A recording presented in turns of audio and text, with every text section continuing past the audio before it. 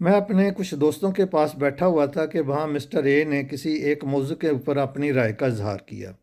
میرے خیال کے مطابق اس کی رائے جو تھی وہ سنی سنائی باتوں پر مشتمل تھی اور اس میں حقیقت نہ ہونے کے برابر تھی۔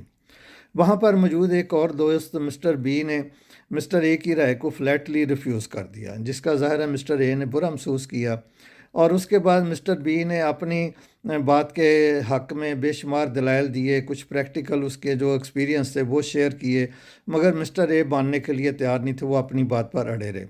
یہ سلسلہ کو آدھا پونا گھنٹہ چلتا رہا۔ اس طرح اذان ہوگی تو مسٹر بی نماز کا بہانہ کر کے وہاں سے نکل گئے۔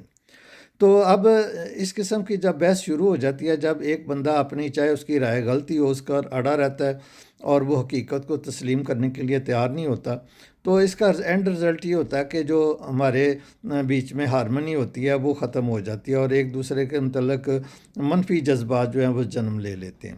اس قسم کی صورتحال کا اگر سامنا کرنا پڑ جائے تو ہم یہ کہہ سکتے ہیں کہ آپ جو بات کہہ رہے ہیں یہ ہو سکتا ہے آپ کے خیال کے مطابق ٹھیک ہو، لیکن میں اس کو ٹھیک نہیں سمجھتا ہوں۔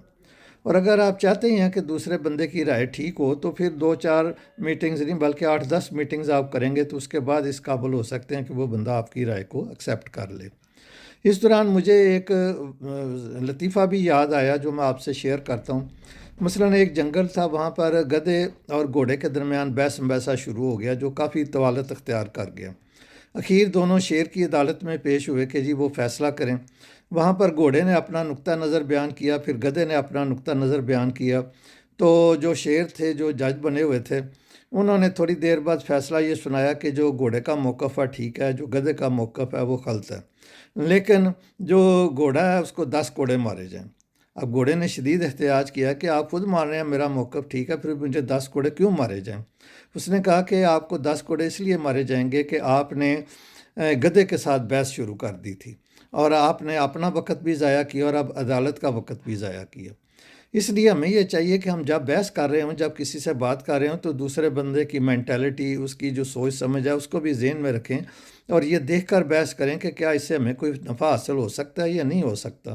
لہٰذا اپنی توانائی کو بچائیں، اپنی انرجی کو بچائیں اور اس کو پازیٹیو چیزوں پر خرچ کریں، اور ایسے احمق یا نامعقول لوگوں کے ساتھ بحث مباحثے سے اجتناب کریں تاکہ آپس میں ہارمنی کریٹ ہو اور منفی جذبات سے اور نیگیٹو تھاٹ سے اور نیگیٹو ریلیشن شپ سے ہم اپنے آپ کو بچا سکیں۔ اسی طرح ہی ہم ایک خوشگوار اور مزیدار زندگی گزار سکتے ہیں۔